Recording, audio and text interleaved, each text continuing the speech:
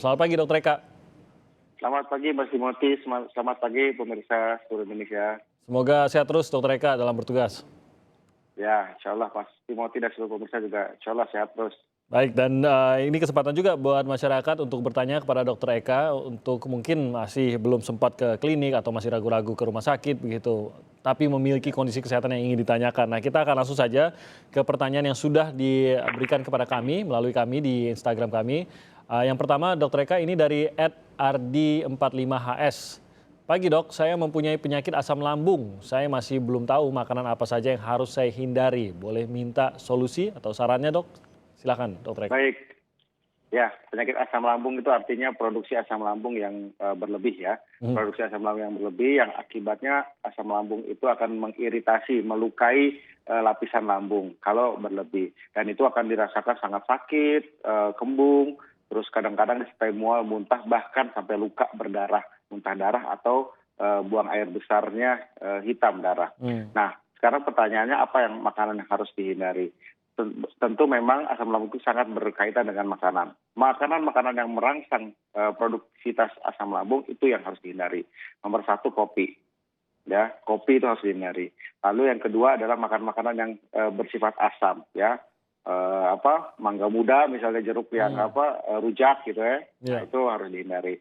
Yang ketiga adalah minuman bersoda, apapun bentuknya, apapun mereknya, yang berkarbonat, yang bersoda ya, apa istilah anak saya itu belebek-belebek gitu ya. Nah itu harus dihindari. Lalu yang keempat adalah makanan-makanan yang pedas.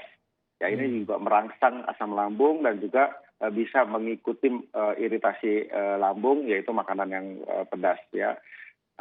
Level pedas berapapun ya, pokoknya pedas ya. Yang terakhir adalah makanan-makanan yang susah dicerna dan berminyak pekat ya. Nah ini juga perlu dihindari. Jadi makanan-makanan itu untuk orang yang mempunyai masalah asam lambung itu harus dihindari. Kalau pedas itu apakah sama sekali tidak boleh menyentuh sambal atau cabai begitu dok? Atau memang ya sampai titik tertentu ya mungkin tidak pedas lah tapi memberi rasa begitu masih bolehkah atau Ya, bagaimana mengukurnya dok? setiap orang berbeda Mas Timothy ya. Setiap orang berbeda, tetapi ada yang sangat sensitif. Ada rasa pedas sedikit, pedas pepper pun bisa menyebabkan asam lambungnya kumat ya. Tapi ada orangnya kalau pedas sekali baru timbul asam lambungnya. Jadi ya masing-masing harus menilai. Kalau saya sarankan kalau yang lagi akut, lagi parah ya Hindari sama apapun sekali. yang namanya pedas gitu ya. Walaupun pedasnya bukan ya rasa doang ya, itu harus dihindari. Oke, kita ke pertanyaan berikutnya dari @triutamiyahu. Dok, saya berumur 17 tahun, saya mempunyai penyakit asma. Apakah asma yang saya alami ini bisa sembuh dok? Langkah-langkah apa saja yang harus saya lakukan? Baik, penyakit asma ini ada dua hal yang perlu diperhatikan. Yang pertama adalah pemicu atau pencetus, ya. Yang kedua adalah bagaimana kita mengontrolnya, ya. Nah, sebelum saya jawab bisa sembuh atau tidak, yang pertama harus tahu apa pemicu dari asma itu. Asma ini kaitannya dengan alergi reaksi tubuh yang berlebihan terhadap suatu respon dari lingkungan, ya. Yang biasa memicu asma apa? Ya, banyak orang asma karena terpicu oleh dingin misalnya, ya. Pagi-pagi selalu bunyi ngik-ngik atau batuk-batuk, atau debu, ya. Ada debu, dia langsung asmanya kambuh. Asap, ya, kena asap rokok, langsung asmanya kambuh.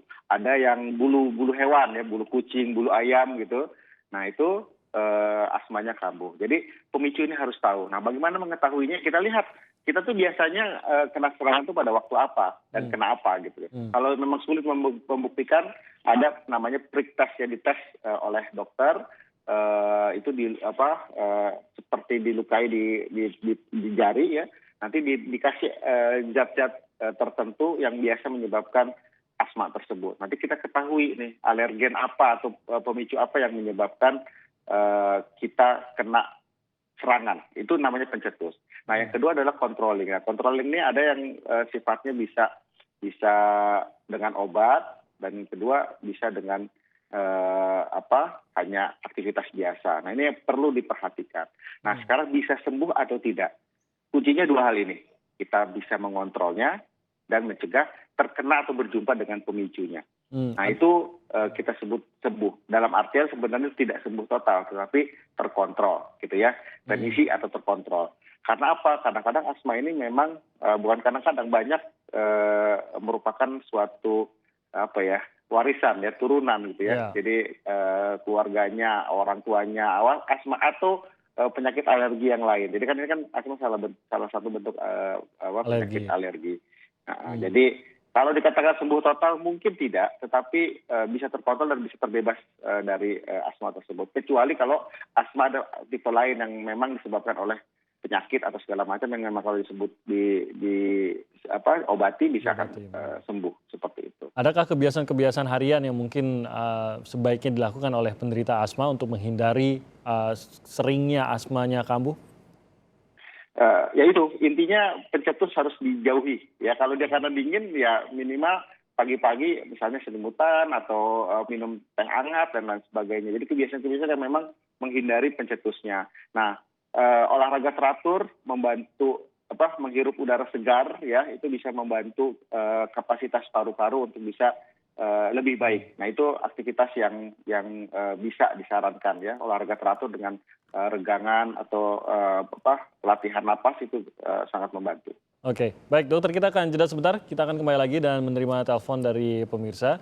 Anda bisa menghubungi kami dan bertanya langsung kepada Dr. Eka di nomor telepon 021 5366 0500. Kami akan terima telepon Anda usai jeda berikut ini.